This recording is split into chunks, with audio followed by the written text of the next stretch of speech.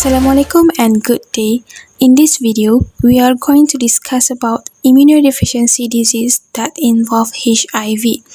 This case study is about 36 years old gay professional KD was diagnosed with HIV with the appearance of purplish spots on his body and some other symptoms.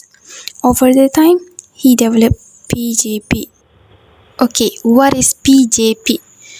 Pneumocystis jirovecii pneumonia is a type of pneumonias which caused by the fungal infection that most commonly affects the immunocompromised patients and can be severely life-threatening. Typically, patients at risk are those with cancer, HIV, transplant recipients, and others. They may show signs like fever, dyspnea, and respiratory failure. PJP is thought to be transmitted from person to person through airborne. Some people with normal immune system can be a reservoir for spreading this infection to others. The spread of PJP infections can be reduced and controlled by using prophylaxis and antiretroviral therapy. The next question is, what is the significance of the purplish spots over the KD's body? Black, purple, or dark brown spots on the skin can be a sign of AIDS-defining cancer Kaposi sarcoma caused by the opportunistic infection. This type of cancer starts in the cells that line the lymph and blood vessels. It develops as tumors with tiny blood vessels that grow below the surface of skin. Kaposi sarcoma can also affect lungs, liver, and parts of digestive tract. These skin conditions occur as KD has been infected by HIV, causing the CD4 lymphocyte counts is extremely low and impact the immune system. Third question is asking of differentiation between HIV positive status and AIDS. Basically, HIV is defined as a virus that can damage human immune system, while AIDS is a syndrome or condition that results when the patient is very susceptible to the other problems due to damaged immune system.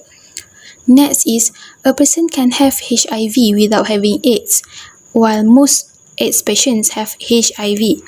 Moreover, HIV is a virus that has no symptoms, while AIDS develops symptoms of various diseases such as TB, meningitis, and cancer like Kaposi sarcoma. Last but not least, a person who has HIV but does not have AIDS may have an active and effective immune system, whereas person with AIDS may be weak and look sick. Next, question 4. Why is KD's development of KS and PJP of particular importance in light of his HIV status? As KD has been infected with HIV for 6 years, development of KS and PJP is a significant sign that he is developing acquired immunodeficiency syndrome or AIDS. KS and PJP are actually HIV-associated and AIDS-defining diseases. This untreated HIV causes the virus in his body to mutate quickly and increase in number, leading to weakened immune system and progressed chronic HIV. Thus, his condition will be worsened and he is becoming susceptible to AIDS and other opportunistic infections such as tuberculosis, toxoplasmosis, and lymphoma. Therefore, in HIV-positive individuals like KD, the occurrence of these infections is higher as any part of his body can be affected by his immunodeficient state. Question 5. KD has been seropositive for several years, yet he has been asymptomatic for AIDS. What factors might have influenced KD's development of PJP and KS? So there are two factors. The first one is KD has terminated his FTR, meaning that he has stopped taking HIV medicine. So this therapy discontinuation will cause his immune system to become damaged due to increase in viral load and decrease in the CD4 cell count. The second factor is KD has been skipping his meals and leaving his body short in required nutrients, leading to altered nutrition and metabolism. This condition is known as malnutrition. Inadequate dietary intake can lead to damage of mucosal tissues and weaken his immune system. So, these two factors will cause immunodeficiency and increase the likelihood of KD developing PJP, KS, AIDS, and other infections as his body is more susceptible to pathogen invasion. Now I will continue with question number 6. Identify 4 problems you must manage regarding KD. Okay, we have managed his nutrition by eat a balanced diet without too much processed fat, sugar or salt. This will help his body to absorb the treatment and fight off everyday infection.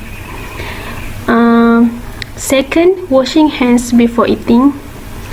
And third, treat his pneumocystis jirovecii pneumonia, so we can increase use of combination antiretroviral therapy that can result in a considerable decline in the incidence of PJP among HIV patients. We can suggest him to be active to build a muscle, keep his bones strong, his heart healthy and burn fat.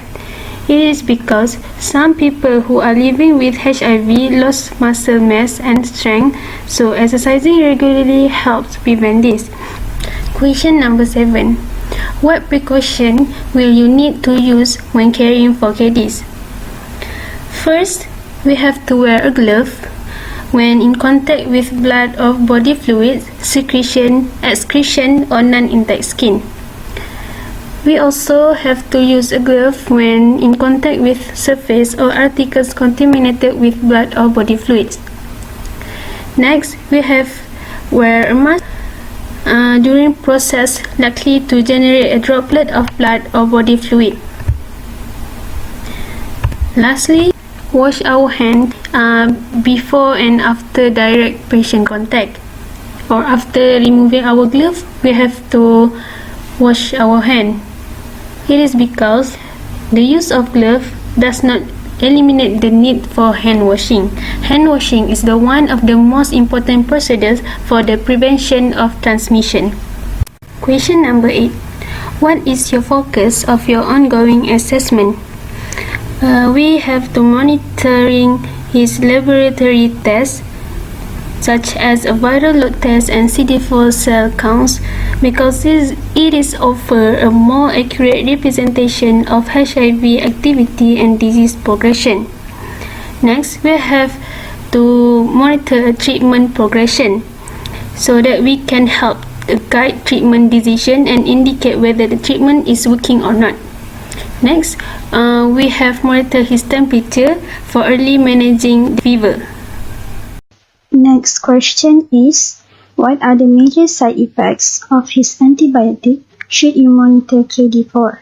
First one is KD's non-productive cough because cough could worsen if it is left untreated. Second one is sore or scratchy throat, which can happen due to prolonged cough. Next is severe cramps or diarrhea, difficulty in breathing or shortness of breath, stomach pain with nausea and vomiting, and unusual muscle pain. These three symptoms, which are difficulty in breathing, stomach pain, and also muscle pain, could be the sign of lactic acidosis. It usually develops after a few months of treatment, and it can be life-threatening, causing some organ failure. And that is why these three symptoms should be monitored. And the last one is unusual bleeding. Camembert has the ability to damage the bone marrow, and as a result, the patient may have anemia, which is low red blood cell levels. Question 10. What aspects of KD's care can you delegate to the LPN? Firstly, LPN stands for Licensed Practical Nurse. LPN responsibilities or duties include taking vital signs, collecting samples, administering medication, ensuring patient comfort, and also reporting the status of their patient to the nurses. So, the aspects of KD's care that can be delegated to the LPN are A.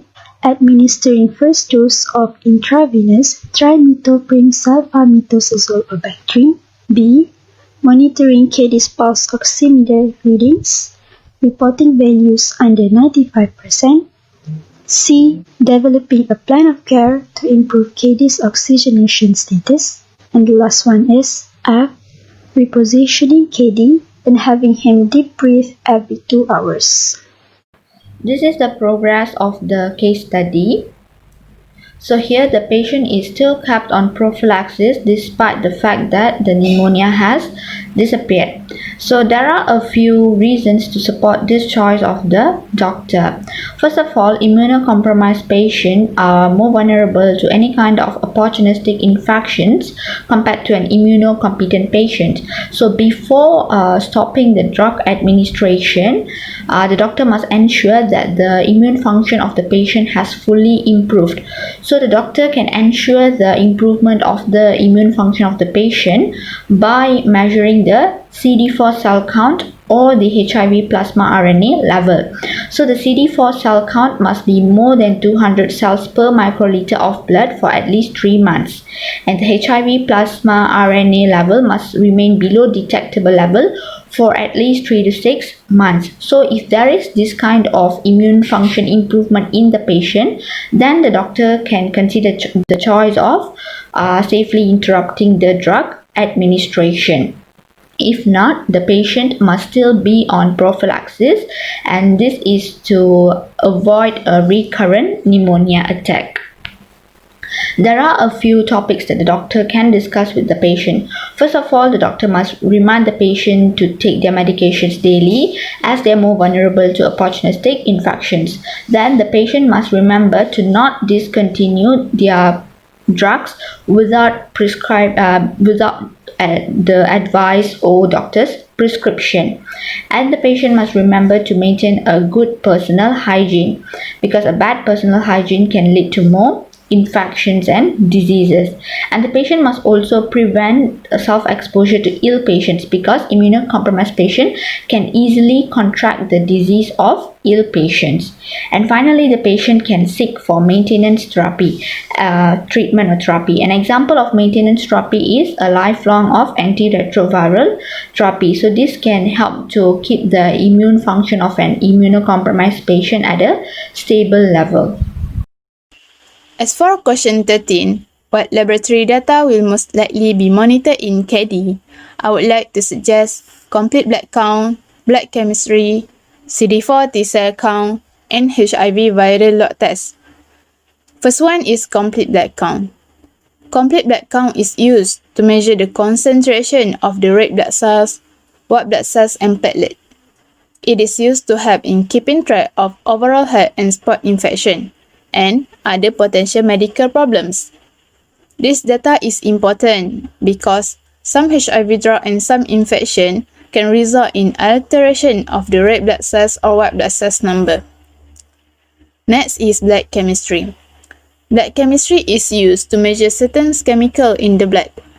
Data from this test provide information regarding the general health, how well the organ is working, like kidney and liver, and if there is any side effect of HIV drugs.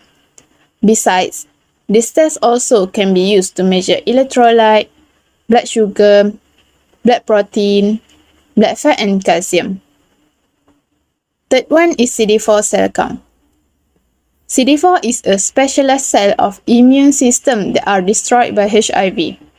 CD4 cell count indicates the well-being of immune system. The lower the count, the less healthy the person is. CD4 may also be used to measure opportunistic infection. And in case of HIV infection, cell count that are fewer than 200 is considered progress to AIDS. Lastly is viral load test. Viral load test, also known as HIV RNA test, that track amount of HIV particle in the blood. This data is important to look for the level of HIV infection before starting any treatment. It is also can be used to guide the choice of HIV medication and to get the repeat test. For last question 14, list at least 5 other opportunistic infection. First one is histoplasmosis, then tuberculosis, toxoplasmosis, cryptococcal meningitis, esophageal candidiasis, and coccidioidomycosis. In conclusion, it is important to take the first treatment and to take precaution when HIV infection is suspected. Through this, spreading of virus can be minimized and other potential associated disease is prevented. Person with an immunodeficiency is advised to have a healthy and clean lifestyle. That's all from us. Hope you all enjoy our presentation. Thank you.